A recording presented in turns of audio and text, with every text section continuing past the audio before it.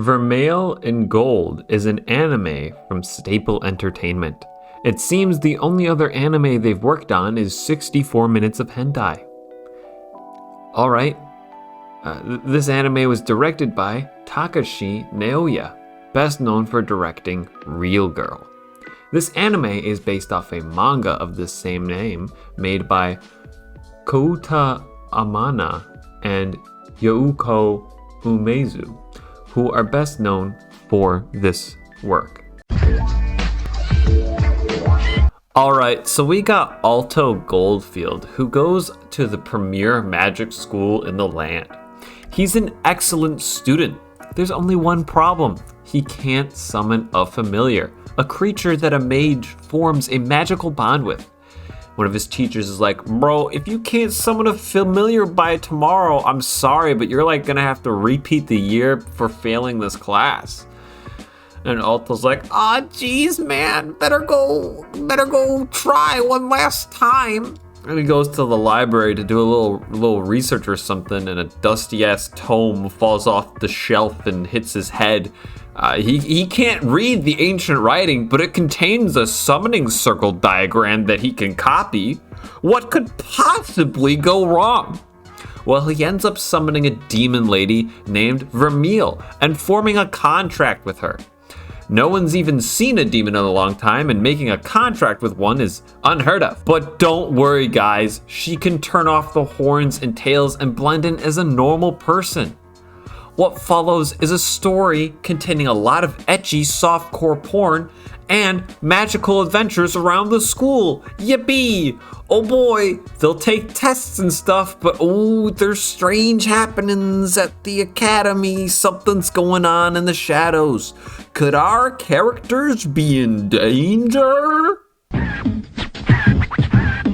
I have entitled part 3 of this video, No Further Questions. Because one of my big gripes with this show is that, Vermeil just tells people she's a person, but having a person as a familiar is also unheard of, and yet no one really asks many questions. If I'm an instructor at this magic school, and a student brings in this lady and is like, look, this is my familiar, she's got the familiar sign on her chest, I'd be like, this seems unethical and wild and strange. How old is this woman? Where did you meet her? Where did she come from? That's the big one. Where did this lady come from? I think all familiars are summoned. Wouldn't at least one teacher or student at the magic school be like, I've never heard of this. How did you do this? Show me the book you did this with, because I gotta know more.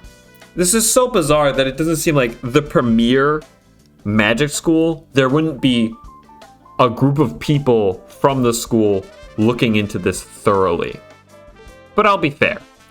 That's not the type of story that was written, directed, or animated. This is ecchi. And why would you spend time worrying about how the hot lady got here when we can just, look at the hot lady, which is reasonable in its own way.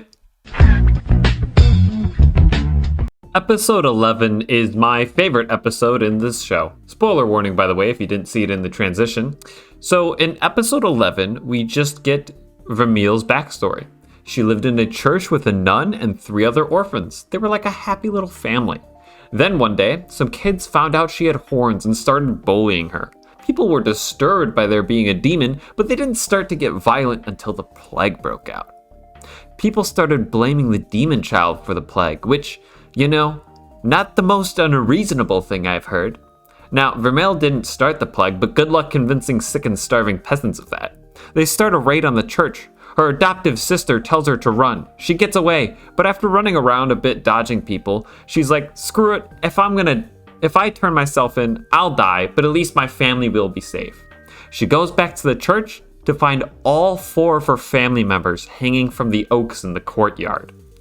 There's just something so disturbing about seeing hanging corpses of innocent people.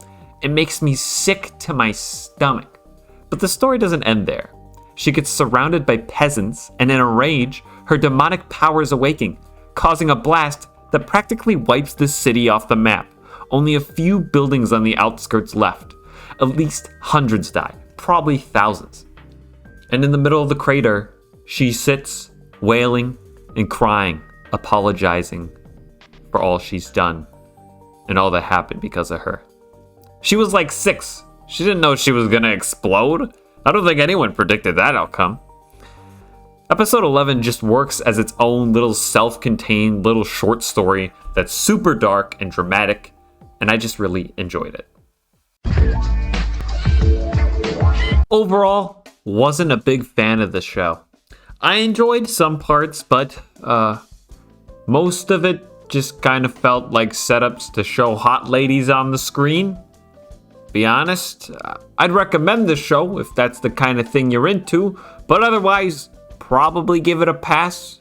If you like the show, I'm happy for you, but it just wasn't that inspiring to me. That's all I have to say about this anime. If you like the video, leave a like and subscribe if you want to see some more stuff like this.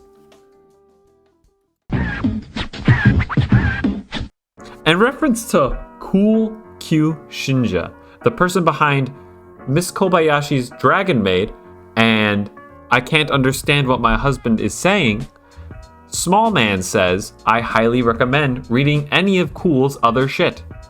Thanks, Small Man. I asked, and you replied in reference to his other manga. Thank you. Heavenly Hover in EUC says, in reference to My Stepmom's Daughter Is My Ex review, glad you highlighted the edges of your icon so we can see it on the dark background. Keep up the good work on regular uploads. That effect was actually accidental. I was trying to streamline the process because I kept editing the rotation of my profile picture every time I made a video, and I was like, I should make a thing so I don't have to do this arduous process every time. So I put my profile in a green background and I just chroma keyed it, like green screened it, but it left that green outline behind, and I was like, hey, that actually kind of looks good. So yeah, thanks for the compliment. Peekaboo says, in reference to the same video, nice video as always, keep it up. Thank you, Peekaboo. Still going with the daily uploads. I'm kind of surprised and happy. Let's keep going. Let's go. All right, that's it for me. I've been Roll Romantic. I'll see y'all next time.